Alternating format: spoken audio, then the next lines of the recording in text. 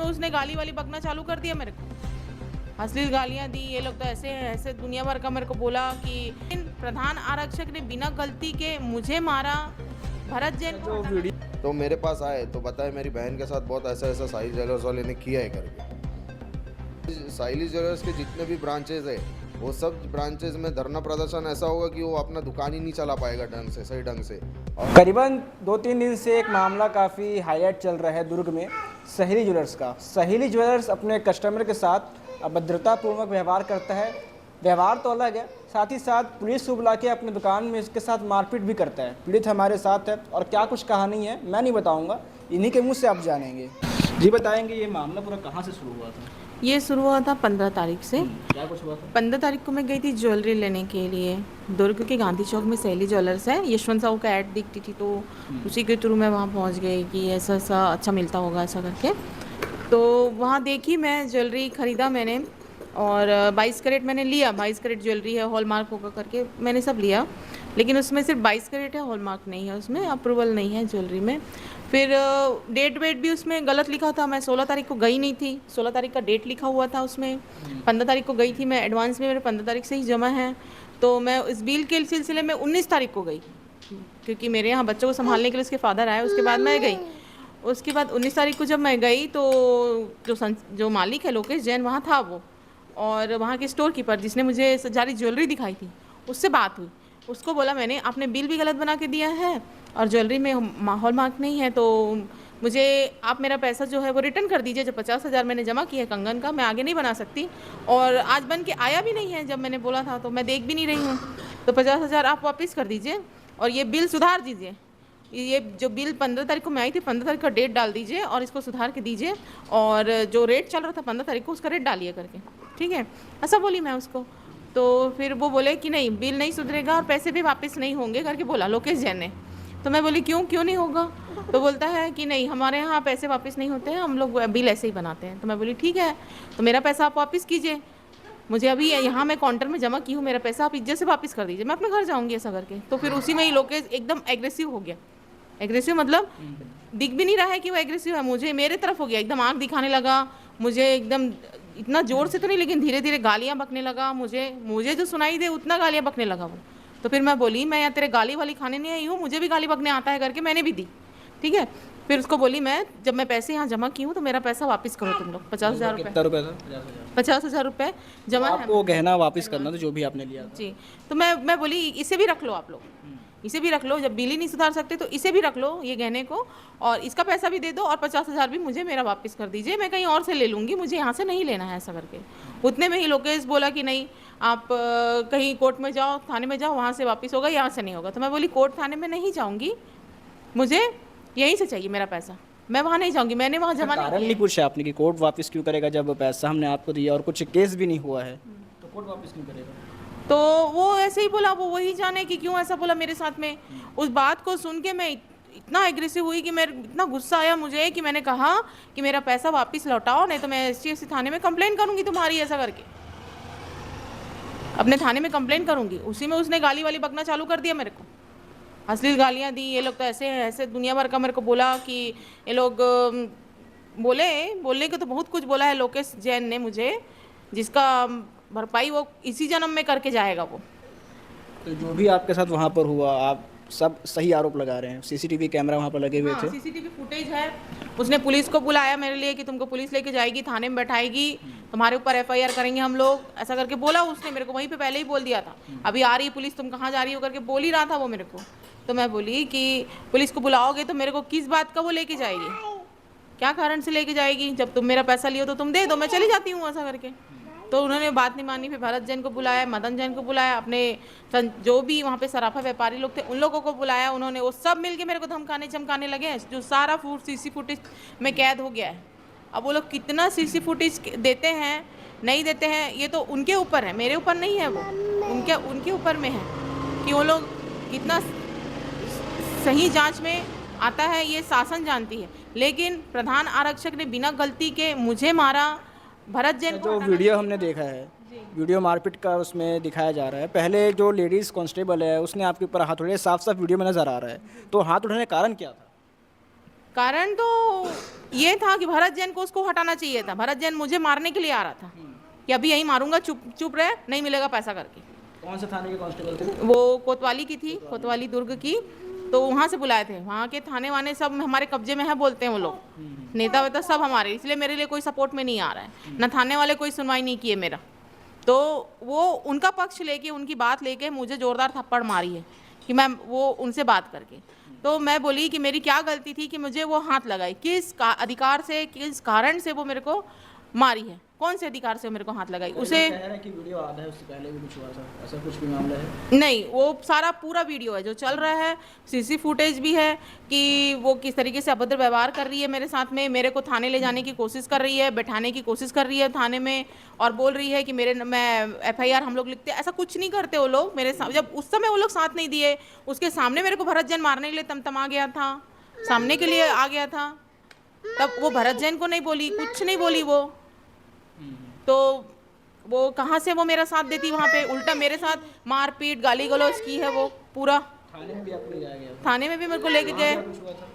मेरा कपड़ा भी फाड़ी, वही फाड़ी है लता प्रधान आरक्षक ने, वही क्या बोलते हैं सहेली ज्वेलर्स में, पूरा मेरा कपड़ा फटा हुआ है सामने से, और बाहर निकल रही हूँ मैं। कुछ हुआ था? थाने जाने के बाद तो मेरी सुनवाई बिल्कुल नहीं हुई, मुझे अपराधियों के बीच में बैठा दिया गया कि मैं अपराध की हूँ, तुम मुजरिम हो, ऐसा बोल दिया गया। नवीन राजपूत ने आधा अधूरा वीडियो देखा और तुरंत फैसला सुना। नवीन राजपूत है कोतवाली का प्रधान थाना प्रभारी और TI है वो, उसने आधा अधूरा वीडियो देखा और FIR को कंप्लीट कराया और मुझे MLC करवा के सीधा सेक्टर 6 महिला थाने में बैठा दिया रात भर, जबकि उसको पता था कि मेरी छोटी सी बच्ची है। हाँ, ये मेरी बच्ची है, ये साल भर की है, मेरी बच्ची है। उसको बता रहे थे मेरे घर वाले कि आप ऐसा मत कीजिए, उनकी भी सुनिए। मेरा आवेदन भी नहीं लिया नवीन राजपूत ने, बिल्कुल नहीं लिया है मेरे आवेदन को, ना ही मेरी बात सुनी गई है, ना ही मुझे समझा गया है वहाँ पे, जबकि मेरा पूरे चेहरे में खून, उसके मार के निशान थे, मेरा कपड़ा फटा हुआ था, बिल्कुल नहीं सुना गया। उन्होंने सराफा व्यापारियों का आवेदन हंसते हंसते स्वीकार किया। उन्होंने सराफा व्यापारियों से कहा कि आपका काम हो जाएगा, और प्रधान आरक्षक के साथ देते हुए उन लोगों ने मेरे ऊपर FIR की, मुझे FIR का कॉपी भी नहीं दिया, मेरा आवेदन स्वीकार नहीं किया, मुझे अपराधी बोलकर मुझे नवीन राजपूत ने बोला कि मैं ये सब मैं की हूँ, मैं मारी हूँ, आधा अधूरा वीडियो देखकर, जबकि उसमें सबसे प्रधान आरक्षक जो है वो मुझे किस अधिकार से मारी है, पहले वो स्पष्टीकरण में दे कि कोई ऐसा कारण नहीं था वहाँ पे।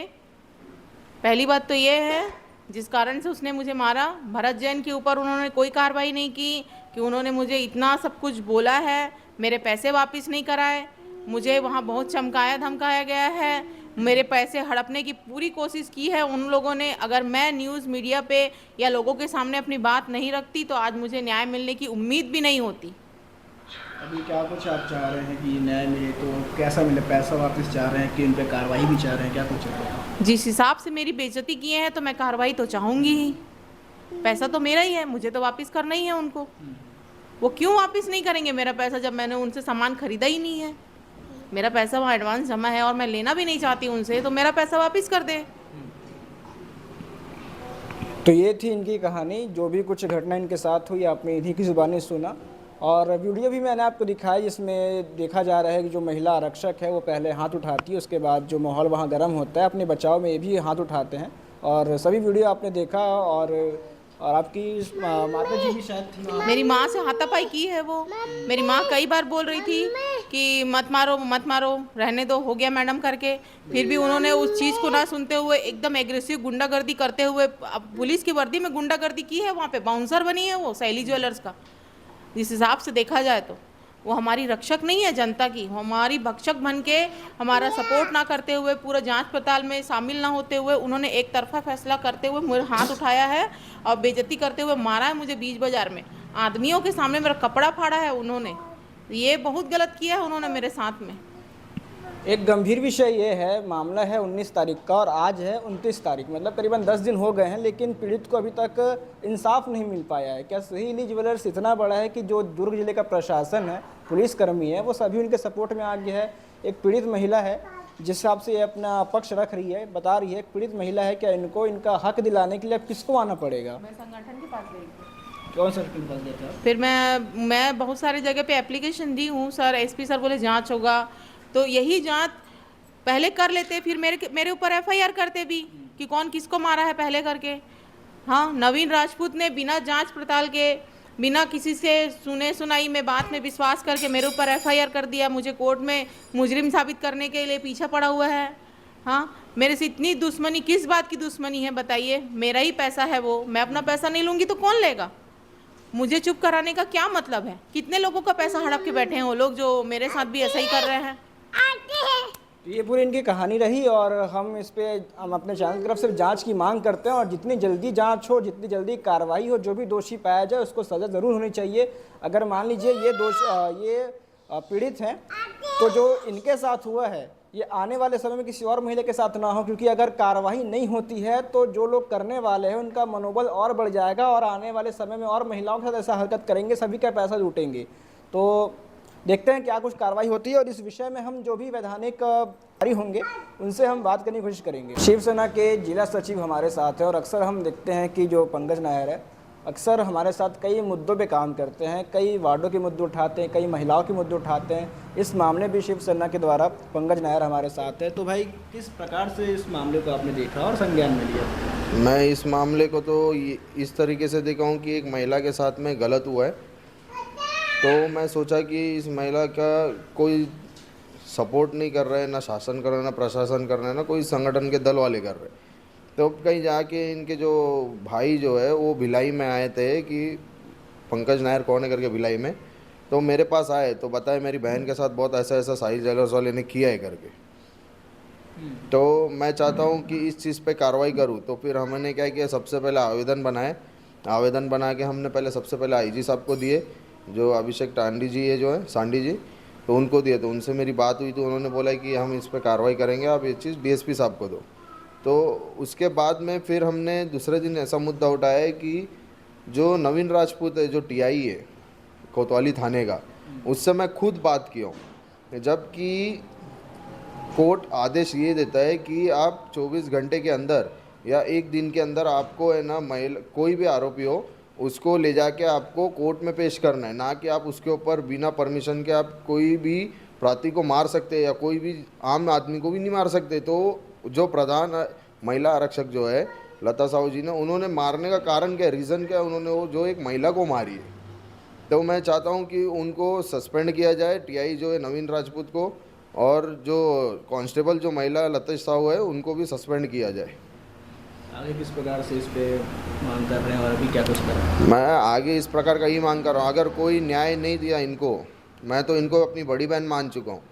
तो साइली ज्वेलर्स के जितने भी ब्रांचेज़ है वो सब ब्रांचेज़ में धरना प्रदर्शन ऐसा होगा कि वो अपना दुकान ही नहीं चला पाएगा ढंग से, सही ढंग से। और मैं यही शासन प्रशासन को मैं यही बोलता हूँ कि जल्द से जल्द इस पर कार्रवाई करो। अगर इस पर कार्रवाई नहीं होगी तो थाना घेराव होगा, वो अलग है। और जो साइली ज्वेलर्स जो चला रहे हैं, मैं तो उनको भी ये चेतावनी दे रहा हूँ, जो भी मदन जैन है, वो कितना बड़े पार्षद क्यों ना हो, कितना बड़े महापौर क्यों ना हो, कुछ ना हो, जब शिवसेना पे बात आती है तो वो कोई नेतागिरी कुछ नहीं दिखती, बस सीधा हंगामा करने के लिए तैयार रहती है। तो ये थे पंकज नायर हमारे साथ में।